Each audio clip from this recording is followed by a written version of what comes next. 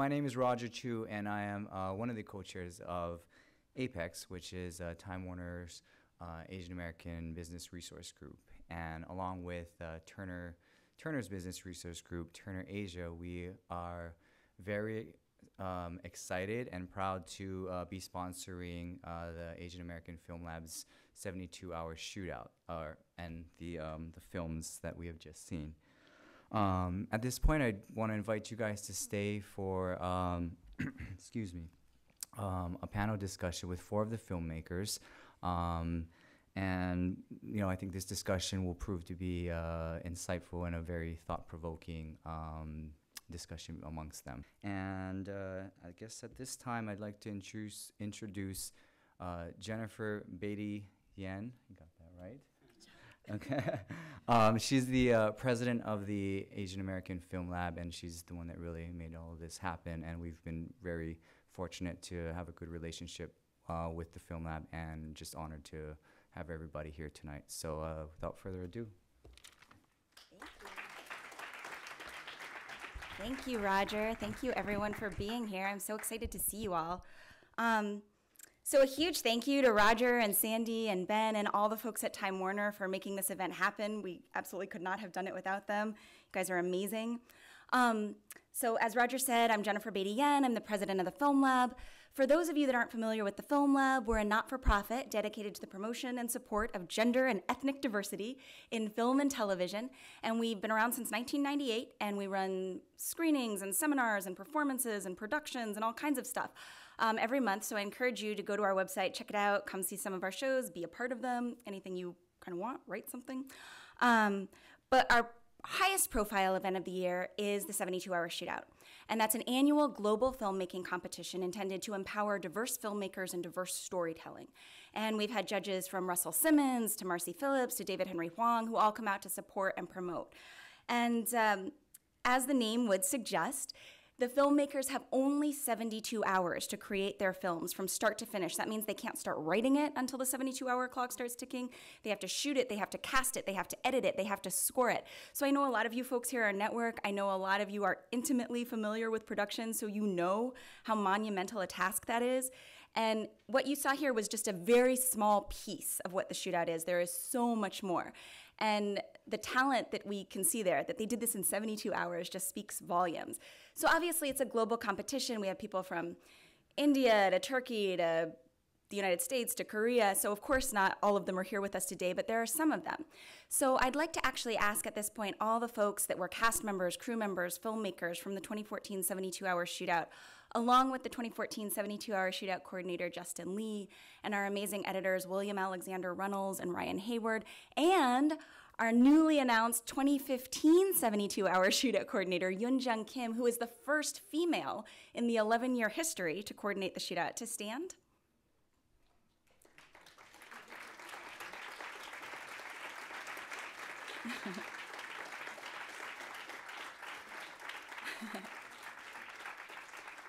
Thank you, guys. And now it's my pleasure to present to you a panel of very talented people to discuss why the heck we're here. Why are we still talking about diversity in mainstream media anyways? Hasn't this issue been like beaten into the ground? Well, we're gonna get there. So I'd like to invite our panelists to join me on the stage.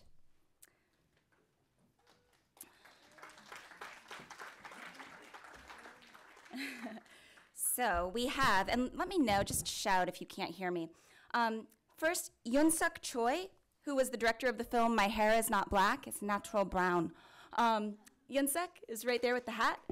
And that film was created by a pan-Asian filmmaking crew, including members from Laos, Taiwan, Korea, and the US, that all came together to participate in the 72-hour shootout. And they named their team Nolja, which in Korean means let's play. And that's what they aspired to do during the making of their film, and I think we can all see that they succeeded wildly. Tyler Ham-Pong, closest to me, is from the film Case File 69. Tyler is an actor. He began performing in the theater world. He first appeared as Lorenzo in The Merchant of Venice at the National Arts Center in Canada. And he's also a producer. He's produced the shows Mooney Mercury, 2 Days Till Dawn, and the film Sawaru, which many of you may be familiar with. It won him a Best Director award, because apparently he does everything amazingly, at last year's Asian American International Film Festival. And Tyler is currently based in Los Angeles. He came all the way across the coast to be with us, so we're very happy to have him. Justin Anthony Long, in the gray of the film Takeout. Justin is an actor, a singer, a writer, a photographer, a producer, a veritable jack of all trades. He also co-wrote the music, lyrics, and book to the new musical Welcome to Shoofly, and co-writes, edits, and stars in the musical web series City of Dreams, which you may have seen featured in the New York Times, USA Today, Stage 17 TV, Playbill, and Broadway World. And Justin is a teacher. He teaches musical theater and improv comedy at the Mayo Performing Arts Center. And finally, Erin Quill. Erin is one of my very favorite people in the entertainment industry. I've known her for a very long time. She is a blogger, an actor, and a singer. And she has the widely read blog on diversity and casting at Fairy Princess Diaries. And that's a site she began 2 years ago. And if you're not familiar with it, I encourage you all to check it out later. The stories that she's written there, it's very provocative. And stories that she's written there have been covered by the LA Times, the New York Times, the International Business Times, a whole lot of times, Backstage, Playbill, Broadway.com, and many, many, many more. She's been quoted in articles for NPR and recently appeared as a panelist on NPR's Code Switch. And she's also known for the screenplay The Mikado Project, which holds medallions from several film festivals and deals with, in part, Asian American representation in theater. And she is another teacher. She's an adjunct professor of musical theater at Adelphi. So, our panel. Why in the world are we still talking about diversity? Right? It's 2014. The networks have proof in the numbers that shows starring Asian Americans and African Americans and other non-whites are not commercial suicide, right? And viewers of all colors are demanding authenticity in their entertainment. They're looking for a world that looks like the world we live in, right? A world in which white is no longer the default. And in the United States right now, more than 40% of millennial adults are non-white. So why'd you guys come out tonight? Why do we have the shootout competition? Why are naysayers still continuing to insist that media written by, starring, and directed by non-whites won't sell? Or are they? Is diversity in media still a problem? And I'm going to throw this out to Erin. Hi. I should also point out that at one point I was the vice chair of the SAG after Asian American subcommittee. So this is a subject that I'm intimately familiar with, which is representation, specifically representation of Asian Americans. And Asian Americans, I include Southeast Asian, East Asian, anybody and everybody that can fall under Asian. That's who I'm talking about. So don't take offense if I don't do your specific group. There is a clause in the SAG-AFTRA contract, which is called Reflect the American Scene. When the producers sign it, they say that they are going to, in part, represent the American scene. That means they're supposed to look at the diversity numbers within the city in which the show is placed and cast accordingly, or at least consider that within casting. However, why we are here today and why we continue to have to talk about diversity is, for example, Grey's Anatomy. Grey's Anatomy is set in Seattle. Seattle's population is 14% Asian American.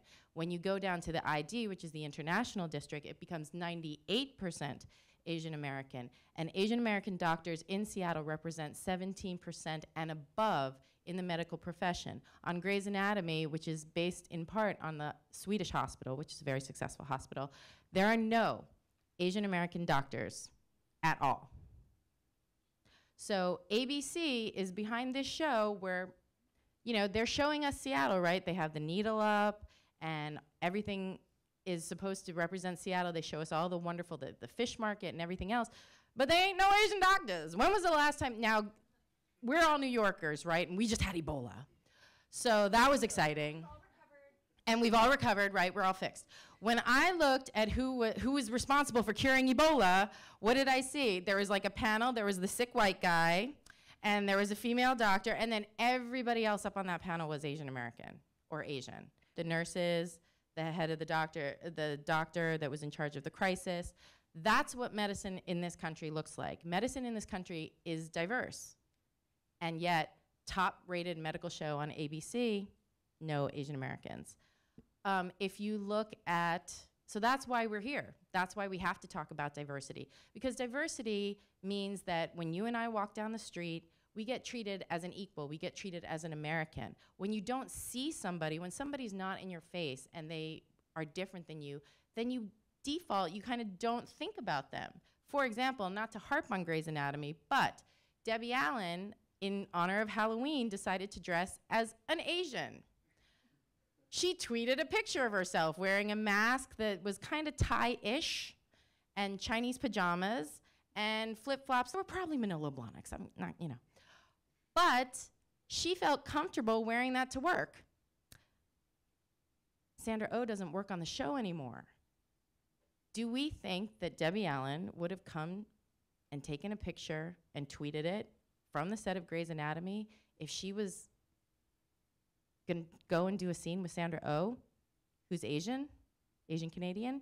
Do you think she would have dressed as an Asian person if she knew she had to go to work and work with an Asian person? She didn't dress as somebody Hispanic because Sara Ramirez is on the show. That's why diversity matters. NBC has 3 out of their dramas, they have 10 dramas. Out of the 10 dramas, 3 are set in New York. Only 1 show has an Asian American as a lead. New York is 13% Asian American. That's 1.5 million people. The population in New York has grown 110% in the past 20 years. The current Asian American population of the United States is 17.3 million, and it is expected in the next 20 years to go to, let me get this right, 43.5 million people. That's a lot of people. We also have the highest disposable income of any group ever. The average median household income in Asian American households is $83,500, which dwarfs the national average of $66,300, which means that if you're not advertising to Asian Americans, you're not selling as much as you could, because we buy stuff. We buy a lot of stuff. If you don't sell to us, we ain't gonna buy it. Dollars make you holla. So if you're working, if you're working now at Time Warner or in just media in general, and you're not marketing to us, you're losing out. The combined earning power of disposable discretionary income for Blacks, Latinos, and Asian Americans is, get ready, $3.2 trillion. That's currently $3.2 trillion of money available to who buys stuff. And nobody's selling to us, or very few people are selling to us. And that's a problem. That's a problem for the economy. That is a problem of imagery. That is a problem in general across the board. We want to be we want to buy your stuff, but if we don't have a reason to watch your show, we're not going to buy anything, right? And that's what makes so not selling and not talking about diversity affects the bottom line of the country, not just media representation. But media representation is huge and paramount and of great importance. And you can't look at just, yeah, there are a couple of Asian Americans on television now, and we're happy about that, because most of the Asian Americans cast Lucy Liu, Maggie Q, John Cho, sorry about that, Daniel Day Kim. They were all successful in movies first. They're not your day-to-day working actors. Like, I'm looking out now and I see Paulo Montalban out there. Hi, Paulo. And he has been on Broadway, he's been in movies, he's been in television shows. Paulo should be on a show. If the show is based in New York and they need somebody that's a handsome, experienced, charming lead, he should be on the show. Why isn't he on the show? Tamlyn Tomita has a guest arc on How to Get Away with Murder, where she's playing a judge. Tamlyn Tomita, I would argue, should be playing the Viola Davis role, right? We have Asian American judges. We have Asian American lawyers. We have Asian American professionals at the highest level. We have the highest level of education, the highest discretionary income, and yet we are ignored by the mainstream media, and we are ignored in casting. They don't bring us in. If it's a series regular, they don't bring us in. And why is that? And why do we allow that? Yeah, you know, on the subject of perception and things like that. So the Film Lab has 2 television series, right? We run a series called Film Lab Presents on NYC Life, which is New York's city's flagship media station, and also one on Crossings Television that highlights the shootout films. And one of the things that we do for that is we take a total market approach, meaning that we market to all Americans regardless of color, and we say, you guys are gonna like it because they're just good stories. And our third season begins November 20th, and the numbers have borne us out that people do like it, and people of all colors like it. But one of the things that we do is that we invert traditional mainstream casting, so kind of what Erin was talking about. So what we do is, the majority of the time when you get a contemporary American role, it's cast Caucasian. That's the default American, Caucasian. This is what we assume. So what we do is we invert that, meaning that when we have contemporary American roles, we cast a person of color, a black person, Latino person, Asian person, whatever. And one of the reasons we do that is because, as Erin was saying, perception is really important. Media is very powerful because media creates perception, and perception can become reality. So when you see particularly negative stereotypes portrayed over and over again, or, like Erin points out, you see the absence of somebody over and over and over again, it creates, on some level in your mind, this idea that that's actually true, that, well, there are no Asians. There are no Asians here. What? Asians? They're not Americans. You know, all Asian Americans are effeminate, weak, passive, nerdy, really smart. All black people are criminals. They all come from the ghetto. You know, all Middle Eastern people are terrorists. The list goes on and on and on. And we asked actually you guys to submit questions in advance. And one of the questions that was submitted, which was very good, was they asked if we considered our shows colorblind. And they said, and this is for the panelists, that they wanted to know, how do we as entertainers transcend the issue of color? And do we even want to? And that's a pretty tough question, so I'm gonna open it up to the whole panel. Can you repeat that one more time? The whole thing. So we have these television shows. No, I'm just kidding.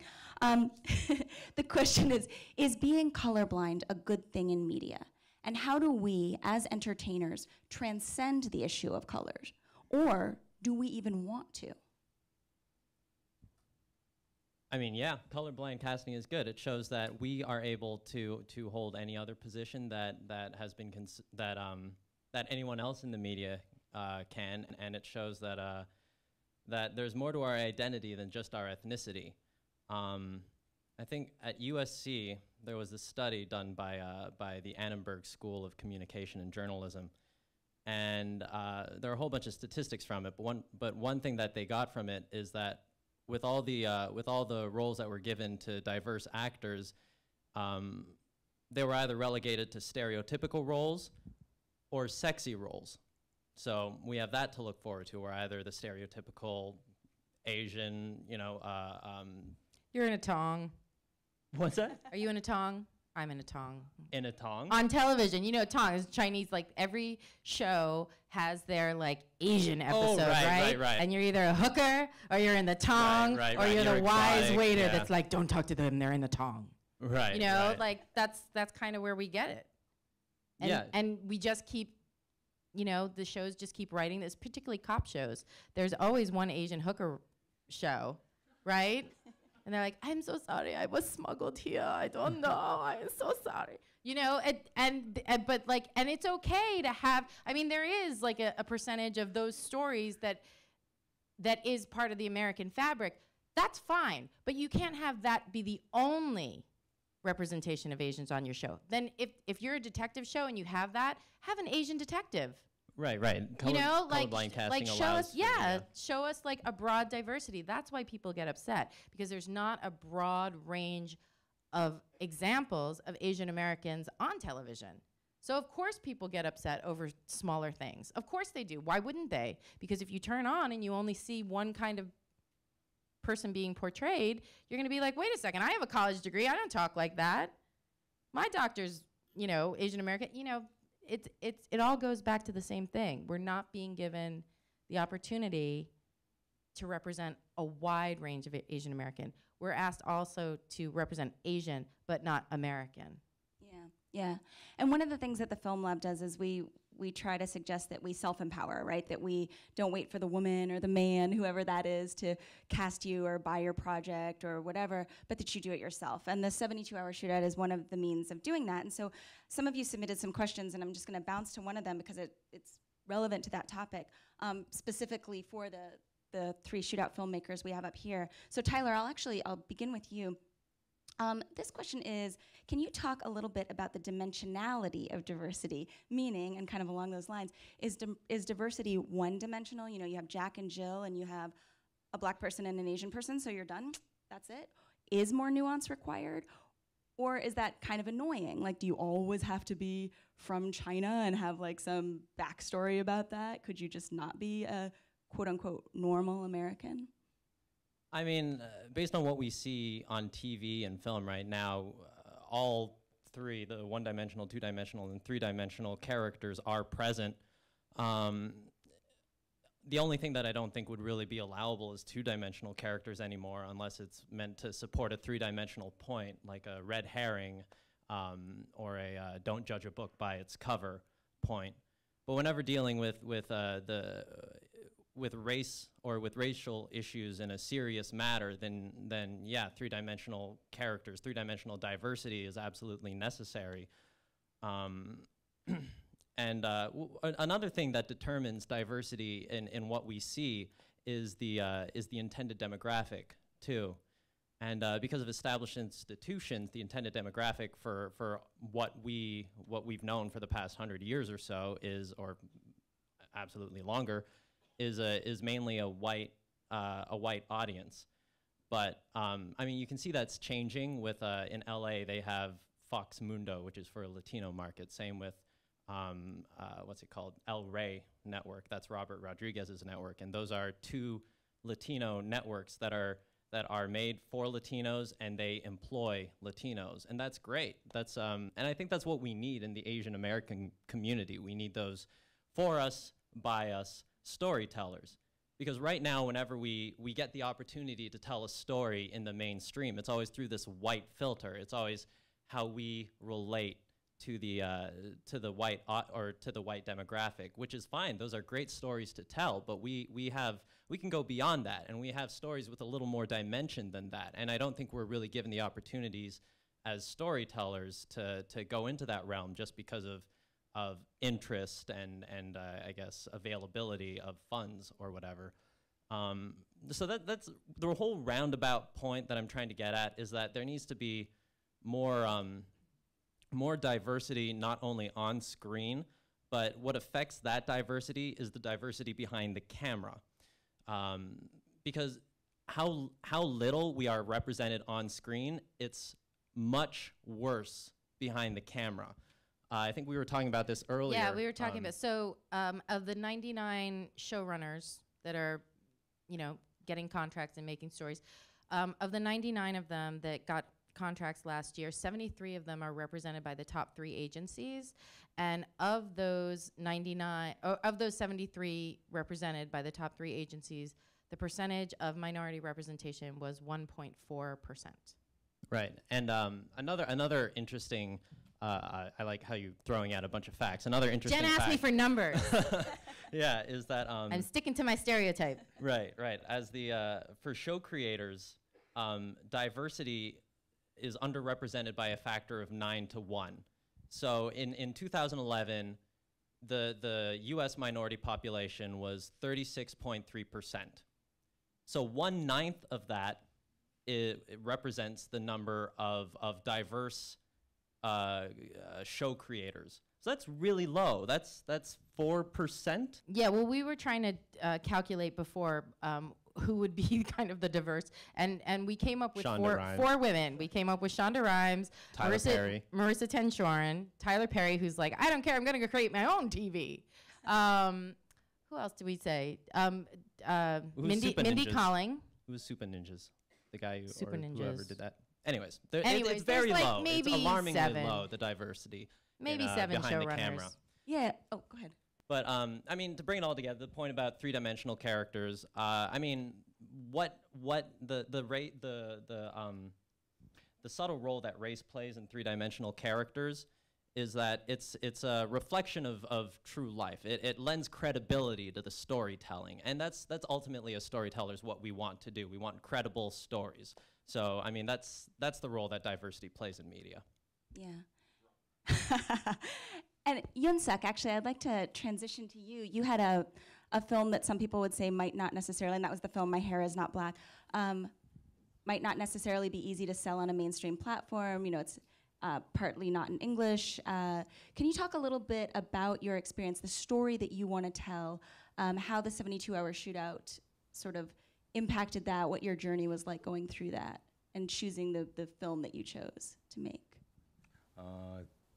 Well, actually, one day my friends introduced the 72 hours film shootout for me, and then he suggested that that's gonna be a great experience as an Asian people and as an international student.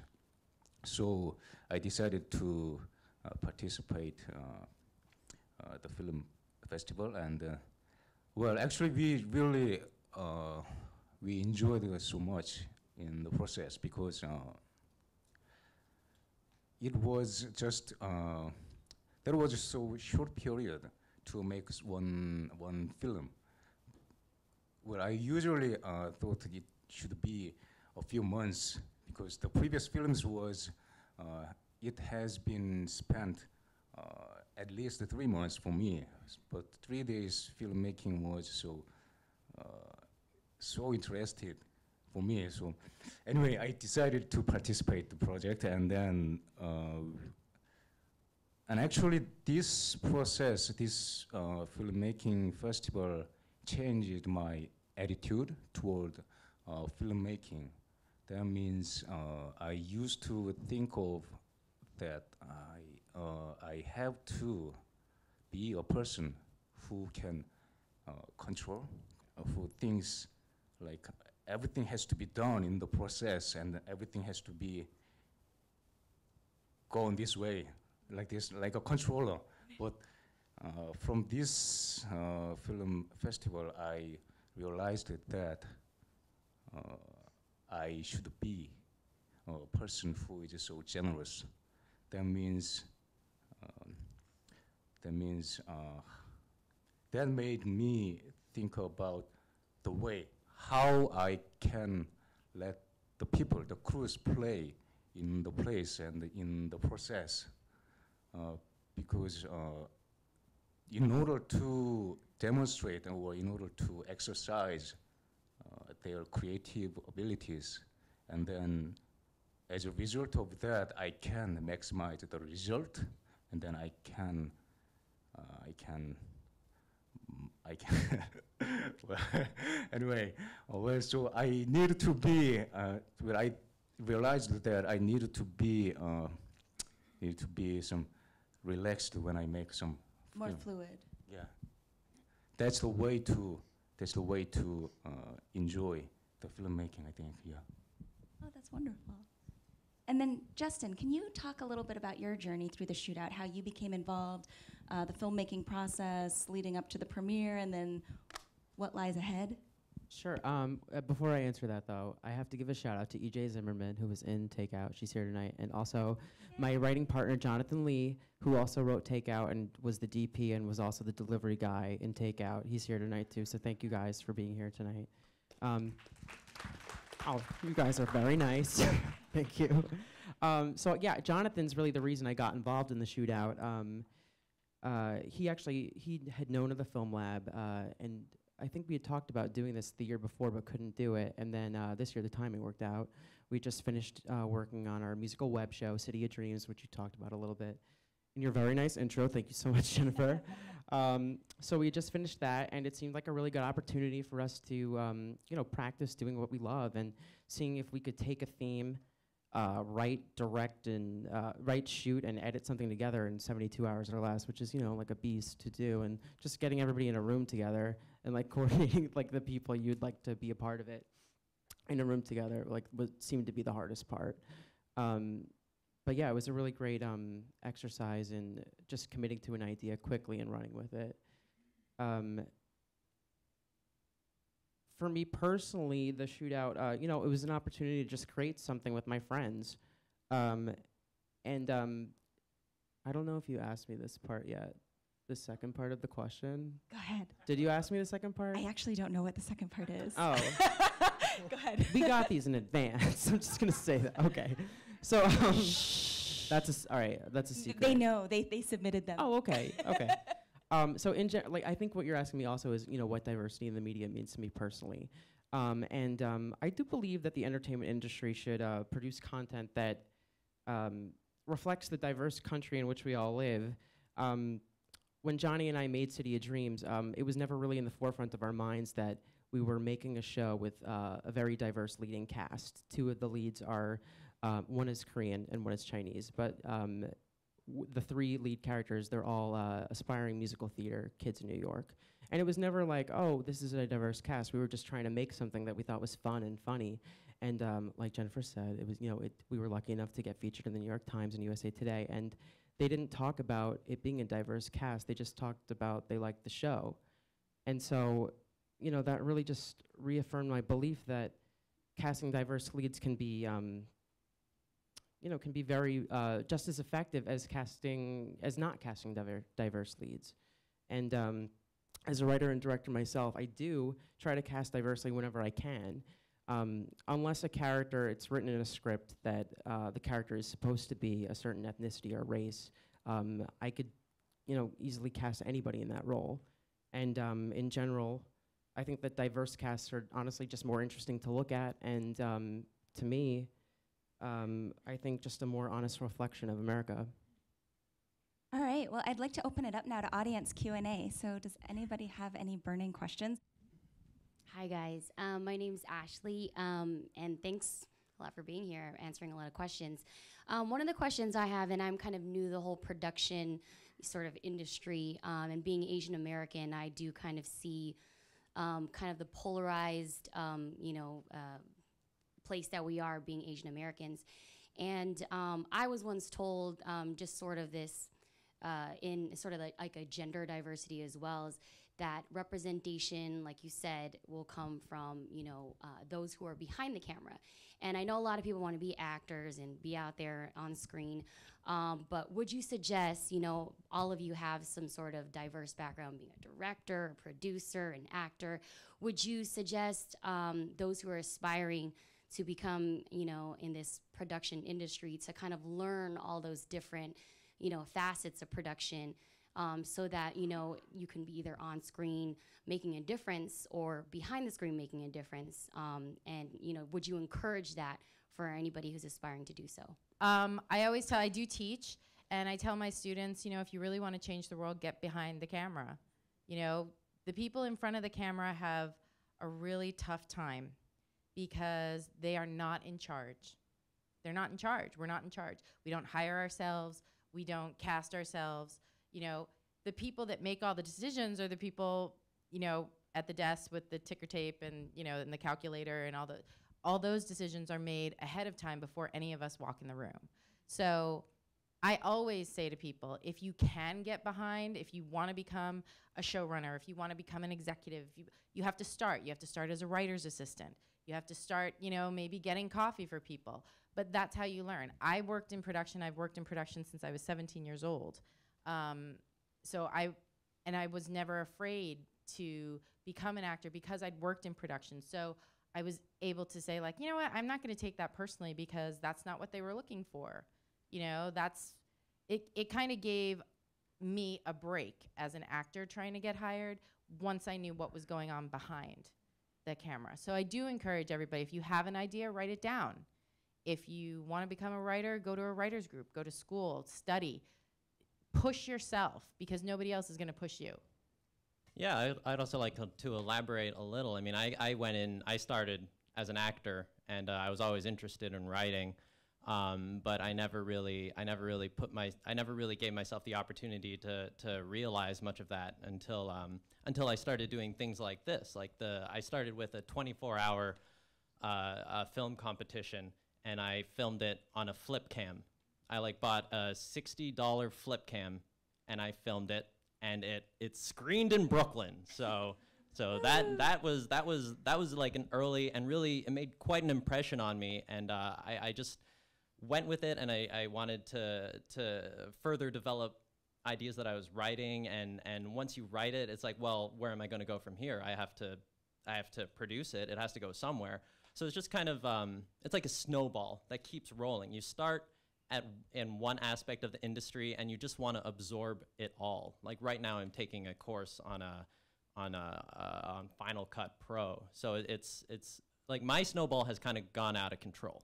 But I definitely recommend all actors and any artists to really absorb everything they can from the industry. Yeah, to echo what Tyler said, I think, and what Erin said, the more you know about all of it, I think it sort of feeds into each other, and you can learn a lot about acting from directing something or shooting something. But in general, I think, if you know what you love and want to do, just do that, because, I don't know, I mean, I feel like it's your life. So like... And it doesn't have to be one thing either, because you'll notice, like, 3 of us on the stage are actors, and all of us have produced our own projects, written our own projects, things like that. It's very empowering. Because, like, as Erin points out, if you're, quote unquote, just an actor, I hate it when people say that. I'm just an actor. I don't do anything else. You're not just an actor. Like, if you've written a scene for yourself, you're a writer. If you've coached yourself through, some sort of monologue you're going to perform and prepared it, you've directed yourself. Like, you're not just an actor, and you have a lot of power. So, any other questions? Hi there. I have more of, I guess, I'm going to be one of those obnoxious people who has a statement that I'd like to hear your thoughts about.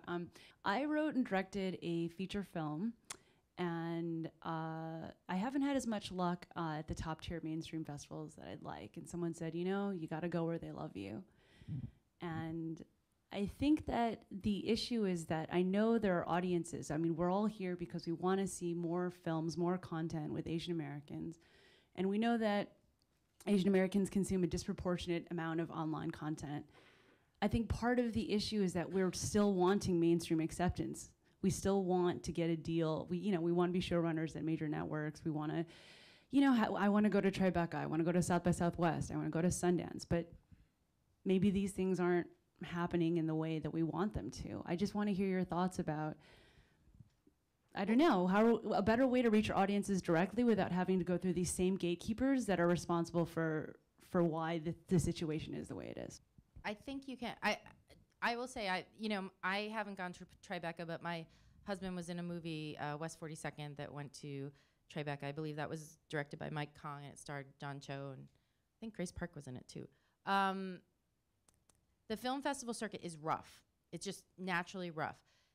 Everything about the film festival circuit is connections. It's about getting the right marketing agent. It's about who your stars in. I will tell you something that a casting director told me one time.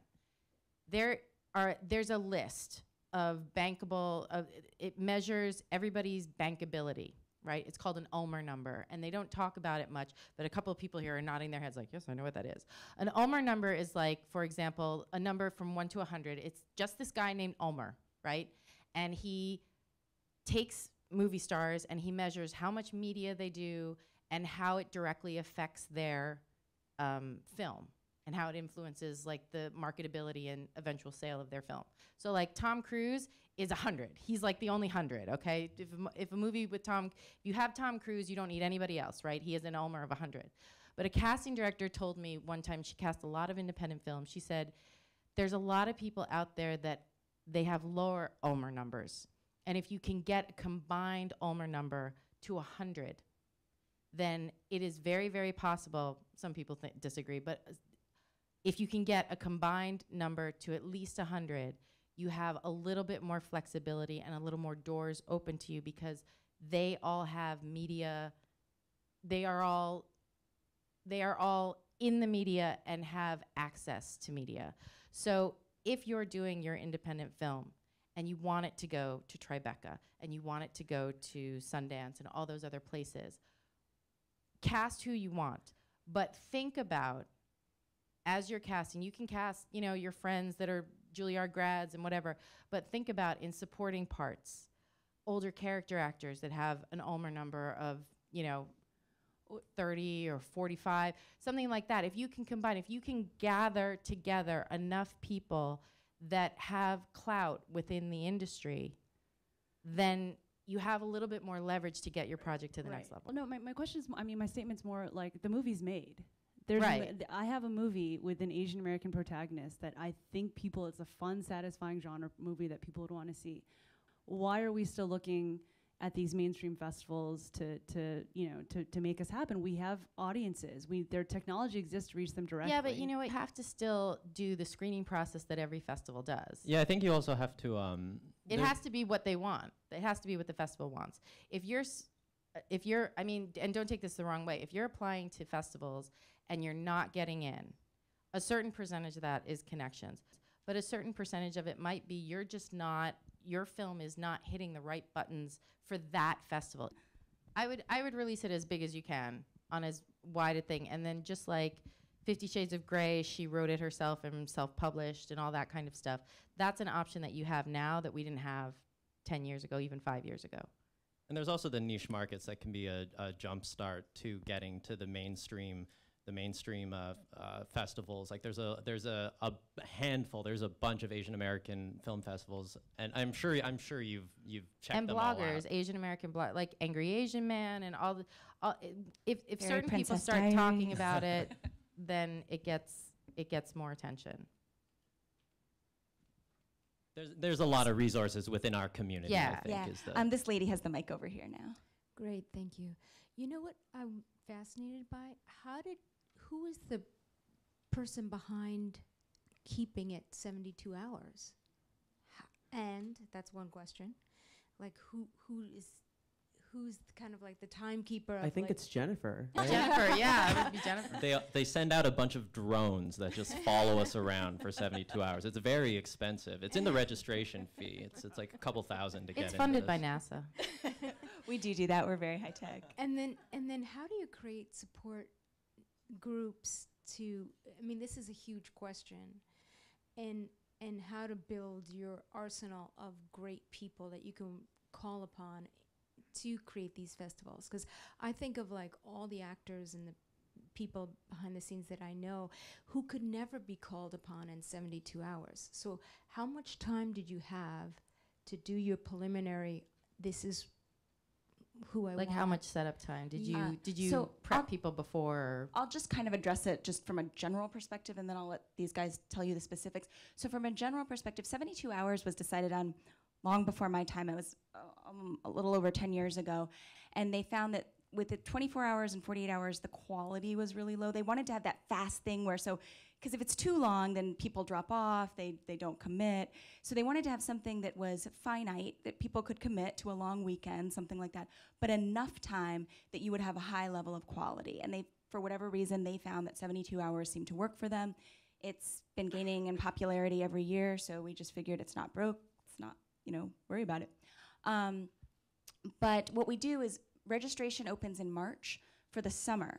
And so from March until May, we run a series of filmmaking how-to workshops to get people, so say if you've only done acting in the past or you've only done writing, but you're like, oh crap, what if I have to light this? What if I have to shoot something? What am I gonna do? So we run a series of filmmaking how-to workshops. We live stream them or we put them online for all the people that are not in New York, because we are New York based. And then we also have at least one Build Your Team networking party to try to introduce people, and we play games, so we force them to interact with one another. It's very challenging, though, for people like Tyler, for example, or people that are in Turkey, or people that are outside of New York, because they kind of have to do it on their own. So.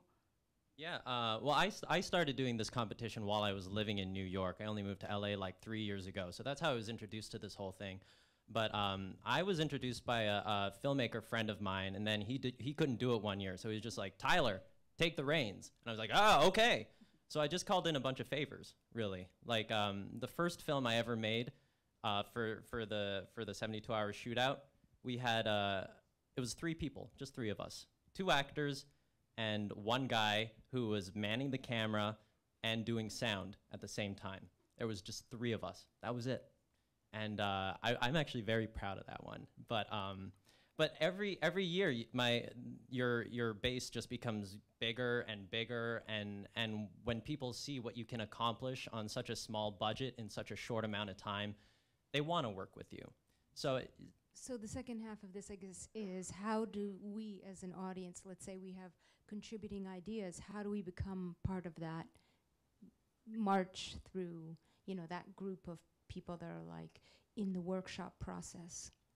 Easily. Workshop. So go to the website. Go to our website. It's film-lab.org. We have programs for writers, directors, actors. We have an actor directory. We have writers workshops that happen all the time. We have online forums where you guys can interact, and lots and lots and lots of networking events. Our next event is December 6th. So, come out and meet people and check us out. All right. Other questions? Stephen Lynn, I've seen your hand every time. I know that face. We all know Tyler, that how are you? face. Hey, Stephen. Hey. What? Question? Yeah, my question And is everybody else for- is pulling away from him. They're like, oh. My question is for Erin. Yeah. Why do you think, professionally and personally, why did The Late Shift and Selfie, why did they fail? The Late Shift, I'm not entirely sure about. I think it was programming. Selfie, I also think, I am so sad about Selfie, I can't even tell you. I'm like Why do you tremendously think it sad. failed? I think because it was a new form. I think they were talking about new technology. A lot of people just in the mainstream audience they're not as technological. A media obsessed 20-something is not a great jumping off point for middle America and for ratings in general. It also had an unfortunate At name time. for a movie. Yeah, Or a Selfie people. TV show. Yeah. I think just the marketing behind it wasn't. I think they didn't prep their audience, their potential audience, the right way. I don't think they marketed it like the romantic comedy it was meant to be. Like and My the Fair romantic Lady. Yeah, it was supposed to. I think they could have done like a musical trailer that would have prepped people to be like, "Oh, My Fair Lady, I get it." I think they just didn't prep their audience correctly, honestly, because I thought the performances were great. I thought it moved from the pilot. I thought it was really fun. I thought the supporting cast was tremendously engaging. And you know what? I went into it, honestly, I was like, oh, how's this going to be? And I really, really enjoyed it. And I hope that John gets another show, and I hope he doesn't have to go back to Sleepy Hollow and get turned around with his head on backwards. I hope he's, I really, as somebody who knows him, it's very disturbing to watch his head on backwards. Yeah, honestly, I think it was marketing. And I think America does not shy away from the fact that he was an Asian American and she was Caucasian. I honestly don't think that played a part into it. I think it was the marketing campaign behind it, and I think it was the time slot. It had low ratings from the get-go anyways. Well, no, but see, that can be challenged and Right, that's again a matter of alleviated the by marketing. Yeah, I really think they just didn't market it correctly, honestly. And they could have done a whole thing like, hey, that guy from Harold and Kumar that you love so much.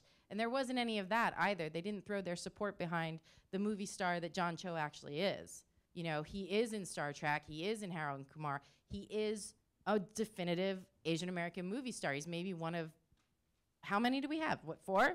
That can He coined stand on his MILF, people. Yeah, that was a very important part of his career. He was in American Pie. He has had a substantial film career, and there is no reason that they shouldn't have jumped onto that and really pushed him. But for some reason they didn't, and that's on them. I don't know. But I hope that the show gets put out on VOD and DVD, and I hope he makes a lot of money because I know he has kids, And I hope he goes on to another. People. Yeah, he has children, people. You didn't watch it, and he has children. What are you thinking? Ben, how many more questions do we have time for? Last one. Okay, who gets? All right, gentleman in the hat in the back.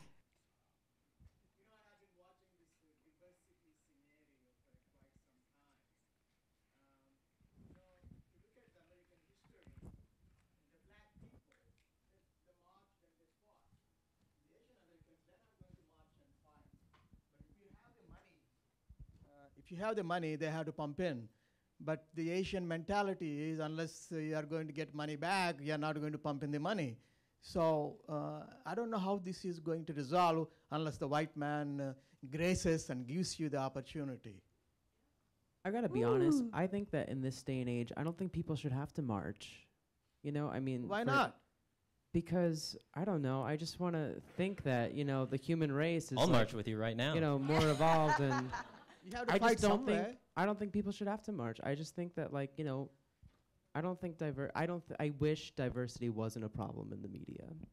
I mean, I guess we have different forms of marching now. Like we were talking about the Nightingale earlier. Right. And that was a big controversy here about a year or so ago. Yeah, it was about a year and a half show in ago. which white actors were put in yellow face. Yeah, it was a show. It was a take show place set in China. It was a musical set in China. And with most of the actors were white in it, except for I think 2.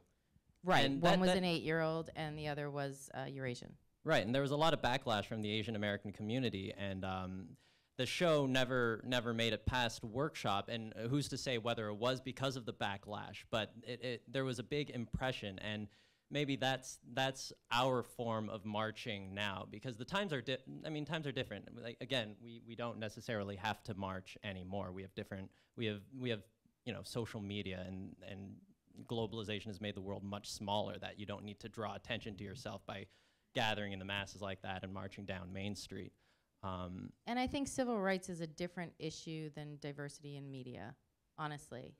I think it bleeds into diversity in media, but what they were marching for in the 60s and getting tear gassed for is not the right to be on television. What they were marching for was like, was just issues equality in general. basic human rights. It was basic human rights. And there are people that march now, like LGBT people still march, people march for climate control. These are like very large issues. Diversity is a great issue, and it's an important issue, and it helps us all come together, but it's not gonna be something that's gonna have placards and rallies and tear gas and stuff, because diversity is a civilized issue. It's not an issue of human suffering. Yeah, and I would actually take issue with 2 of the things you said. So you said one thing, you said, look, Asians are not going to buy stuff unless there's money. So I have money. There's money. But also, like, got tons of money. In the Tons trillions. of money. money Here's the is the bottom statistic. line regardless of ethnicity. So regardless of ethnicity, everybody wants money, right? I mean, that's what, in the entertainment industry, it's a business. At the end of the day, in business, you're trying to make money. Okay, so that's not specifically Asian, that's everybody. But then the second thing is that you say, well, you need to rely on the white man. You have to have some sort of white savior. I would argue that literal marching or whatever is sort of irrelevant and unnecessary, but that figurative marching and fighting is what we're doing right now. So, for example, when these very bold, very innovative, very exciting filmmakers go out there and make movies like this, and then they put these movies, or we put these movies on mainstream television platforms, which we already have. Like I said, we're in our 3rd season. We went from 100,000 viewers, with 70% of our viewers being Caucasian, to 1.3 million by the end of the series, again, with a predominantly Caucasian viewer base, that we've already proven our point, and we're already doing that. And when you look at what millennial adults are doing, seeking entertainment that is very diverse, you look at the rise of Netflix, you look at the popularity of Hulu, you look at the entertainment that people are seeking diverse entertainment. There's no need to rely on a white savior, but there is a need to educate, to inform, and to work together to create a sort of common good. It's not about Asian American cinema for Asians and Latino American cinema for Latinos and white cinema for whites. It's about recognizing that we are a diverse, cosmopolitan, heterogeneous society, and we need to celebrate that, recognize it, enjoy it, and promote it. It's good stuff. All right, cool. That was our last question. Thank you to all of you for joining us. Thank you for asking these questions. This has been a remarkable discussion. Thank you. And before you go, so we are gonna all head over. I hope you'll all join us at the Coliseum. There's drinks and food. But before you stand up, is Edwin Wong here? Edwin? Yes, oh great. So Edwin has some concluding remarks. And he is one of the board members of the Asian American Film Lab. We're delighted to have him, and we love him very much. He doesn't need my microphone. So my kind of objective and goal here tonight is really kind of share with you, one of the things that I'm actually trying to do, and hopefully it will help outreach, and it will help increase diversity within the film and media industry. And what that is really talk about 5 things, which I have kind of termed films as well, so FILMS, and it has to do with trying to help fundraise. So the first part of what I wanted to talk to everyone about is, the F part. So F is, foundations and films, film-friendly funders. So if you guys are able to connect us with foundations or companies that are willing to help us, fund some of the films that we're working on, or the Film Lab itself, please let us know. We're also looking for, individual contributors. So those who are able to donate, great. But you don't necessarily have to donate any money to the Film Lab. one of the things we love is when individuals can help us connect to events. This is an example of such where Ben Kwok, I don't know if you're here, but he's here, so thanks, Ben. He basically connected us with Time Warner where we could put this event together.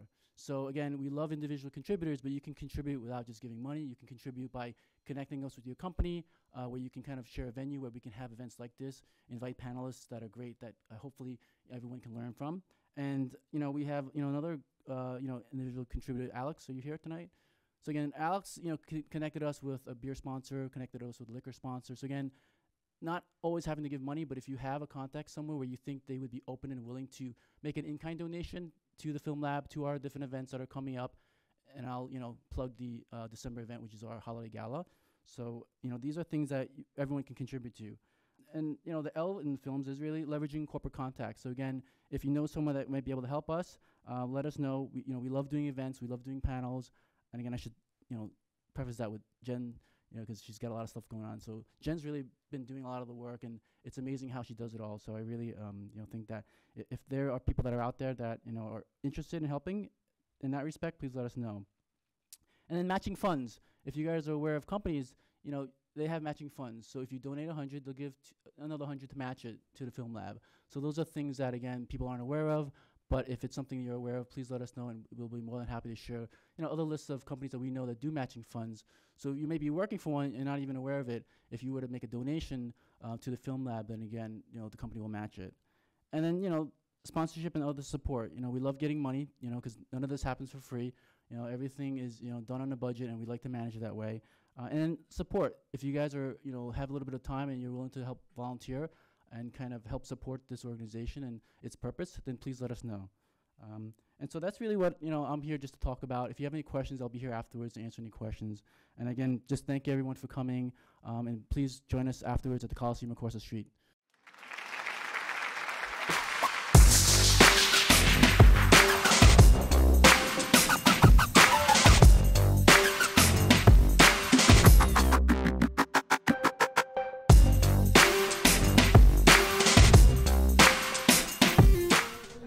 Tyler was one of tonight's panelists. Thank you for coming tonight. Thank you. And congratulations on Case 69. Thank you. Now, we're talking about, of course, Asian American film as about diversity and trying to break in more people of color into mainstream media. So what kind of personal struggles have you found? It's interesting because I'm half Asian, so a lot of the times I've encountered scenarios where people don't even believe that I am Asian. On the other side of the spectrum, people are like, "Oh, I spotted it all. I spotted it right away. I saw it in the eyes." Did you find it difficult because you weren't one or the other? I mean, I've gone to a lot of castings where it's all Asians except for me, where I'm the only half Asian, so I'm the diverse hire. But I've felt it on the other side of the spectrum as well, where it's a room full of blonde hair, blue-eyed guys, and then I'm the diverse hire. So I fall in a niche category that has its place, but it is difficult to. It's sometimes very difficult to find my way there. So right, it seems to be, like I said, it's a niche. So I would think that there is a little bit of challenge, like you express. So what do you think someone maybe such as yourself have? What can they try to do to kind of like be more, I guess, more visible? I guess is the word. Create their own content. That's the main thing that that's like. Actually what Asian American film is all about, right? Yeah, exactly. Yeah, it's all about creating your own content. That's kind of where I've found most exposure. When people see my films, I've gotten offers to be in other films, and I've made contacts not by submitting for films or getting roles through the traditional means, but by getting my face out there as a filmmaker and an actor and a writer, and building those connections. And people are drawn towards hard work, just as I'm drawn towards working with hardworking people. So I think that's the main thing. Yeah, and finding exposure. Well, let you go. Why don't you tell us what you have coming up ahead for you? That's you caught me by surprise on that one. Well, I'm working on 2 screenplays right now. One of them is a horror feature called Cradle Lake, and it's heavy. Yeah, that's one thing I'm working on. And other than that, my co-star from Case File 69 just produced and wrote her own short film called My Best Friend Ben, and I have a role in that as well. So yeah, I'm just trucking through. Oh, very good. Congratulations, Casey, tonight. We look forward to seeing your projects in the near future. Thank you, Shirley. All right, thank you. I am with Christina. She starred in Case 69. Congratulations. Thank you. I had blonde hair then. That was real dye. Was that real dye? Yeah. Was that like a hard process? I mean, It was like really a bright. 2-day process. Yeah, it's like 6 times bleaching. I don't recommend it on anybody except it looks great. So I don't know. And how did it eventually like fade away? Oh, you cut it off. No, I actually was a part of a production in Chicago, and the production was like, we have to dye your hair, so they just bleached it back to, or colored it black to black. So just going back to the blonde hair, what kind of role was that when you had that blonde hair? Oh, well, we actually did that hair for a film that I wrote, and the character I really felt like was very like transformative with her physical looks, and so I wanted to do the bleaching and kind of, and I also wanted to do it for life, yeah, yeah, for fun. Go back to the 72-hour shootout. What did you think when the theme came out, the color of my hair? What were you thinking? It's interesting because Tyler and I have been doing this film festival for like 4 years now, and we were in his apartment when the theme came in, and we both looked at each other, and I had my blonde hair for the other film, and we looked at each other and we're like, this is so perfect. This is just so perfect. So we kind of just, we took advantage of it, but we didn't rely on just the fact that I was blonde for, a few months. Did it take a while to kind of come up with the storyline? Yeah, we went everywhere with all the genres. We went to like horror, to comedy, to romance, to like silent, to whatever. And then our DP came, and we worked with her last year. She came a little late to the meeting because she had to work. And she comes in and she's like, guys, film noir. And we're like, yeah. So we kind of pieced it together with everything that we had come up with and came up with this film noir idea. Yeah. What do you have coming up for yourself? Well, the film that I wrote is, actually we just had a picture lock today. I got my director texted me this morning. So hopefully that's just gonna be great. And Tyler and I also actually have another film screening in like 3 days in the Philadelphia Asian American Film Festival. That's Yeah. the 12th, right? Yeah, we're screening in like 3 days or something. So we're doing like a drive to Philly after this. Yeah. Let me ask you a question. Sure. What kind of obstacles have you faced? I'll be honest with you, a lot of the panel hit on this. I think the obstacles, it's not a new thing, I think. Especially when you are an actor, you really don't have a lot of control. And when you don't have a lot of control, I feel like you can feel like you can't do much. But when you start writing and when you do start producing and you start connecting with people like Asian American Film Lab, you really do have power and really do have a lot of control. And so there are obstacles, but I think there are obstacles in everything you do in life, Yeah, and so things like here, where we can come together and really give each other the voice and a way of, to process and to progress, I think those obstacles are just challenges to meet, and, we do just fine. And you're right.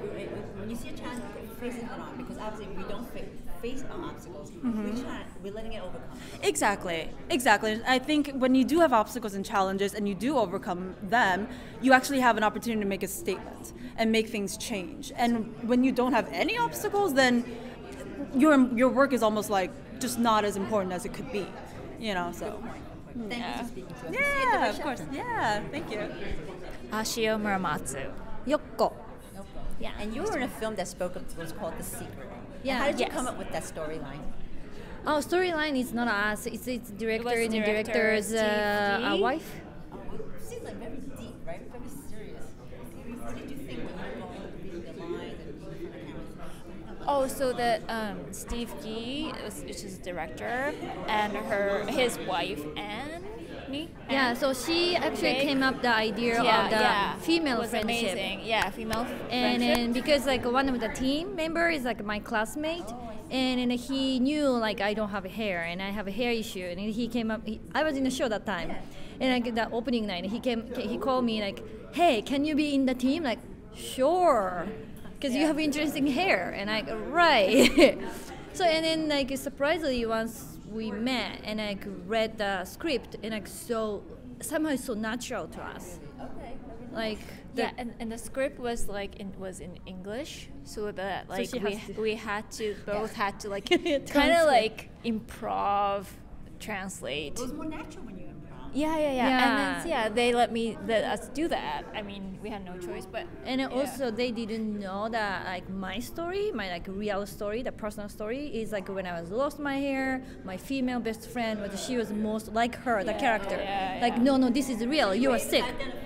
I was really surprised. Then, like, during the shoot, we talked about her. Like I heard about her story, so like we connected in a way. Yeah, in a way. Because usually like Asian female, we like try to no, you're okay, like you're okay, and try to cover up. But this character is no, this is real. You are sick, and very direct. Yeah, very direct. Because I think the character was like in denial. Yeah. I'm okay, and you want to talk about it. I talked about it to her boyfriend, and then like I convinced her like, no, this is real. You got to tell him, and that kind of. So that is we talked about like behind the camera, like we connected the friendship, like we can have. Like, oh, that's we like the story. Yeah. Well, are you involved in any other future projects? We really want to try to make it this fall. Yes.